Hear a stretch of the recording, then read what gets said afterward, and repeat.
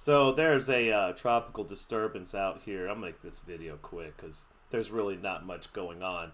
But there's a tropical disturbance out here, uh, way out here, that came off of Africa pretty strong, just south of the Cape Verde Islands. Now, from a perspective of South Florida, this is the kind of area where if a tropical wave comes out in this area, historically, if you're in Southeast Florida, this is the kind of the spot that you're going to tend to see a hurricane that hits us directly from the east originate from during the Cape Verde season.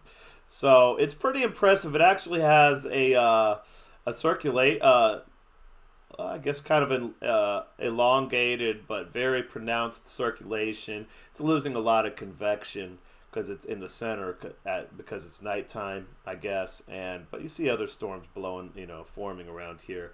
So this is definitely one to watch, but it's actually pretty far out. You're looking at a week or so before it even gets anywhere near into our neck of the woods, north of Hispaniola. Now, the European model has it getting pretty strong and ending up riding around here. And I think the GFS model, last time I checked, had it going actually south. So kind of basically covering the whole range of probabilities here.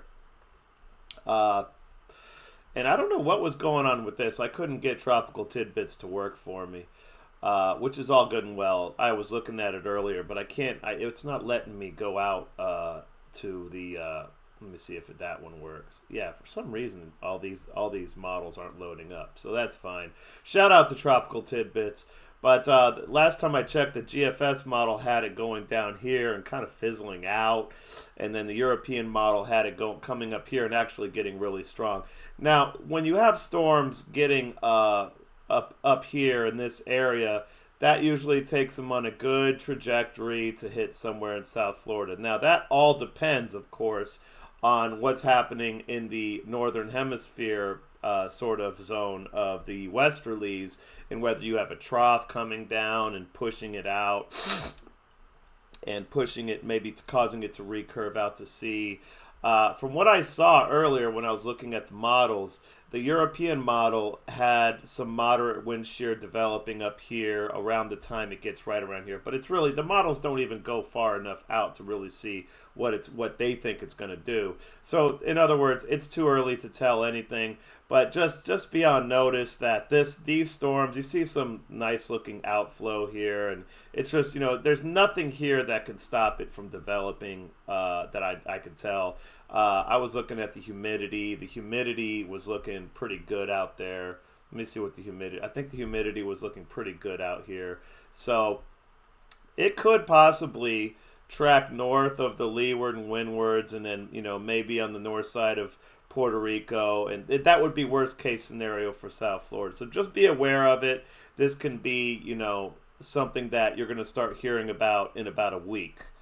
And so you want to be ahead of that if you're not prepared, and be prepared, just because you should always be prepared anyway. But, don't wait until, the local news starts fear mongering and putting, Miami or whatever in the cone. They always do that, by the way. They always this is why I feel the need to actually do this, because if you rely on the local news, what they're going to do is they're going to, when it gets around here, they're going to draw a cone of destruction straight to, Miami or Fort Lauderdale.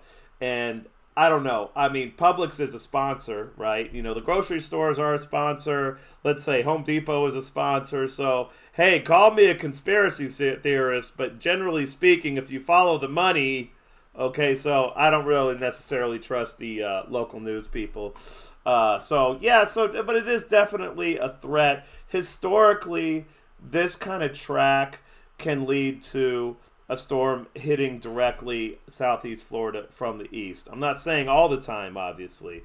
It could be that a trough comes down here, and it looks, from what I saw of the wind shear map, which I can't load up now, It looked like there was some sort of trough maybe digging in, but I don't know. It's just too far out to tell. So just be aware of this one.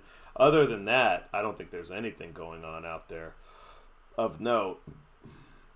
Let's run this real quick. Yeah, there's nothing going on that might concern us. Looks like a trough of low pressure here, kind of spinning a little bit. Anyway, that wouldn't concern us so much.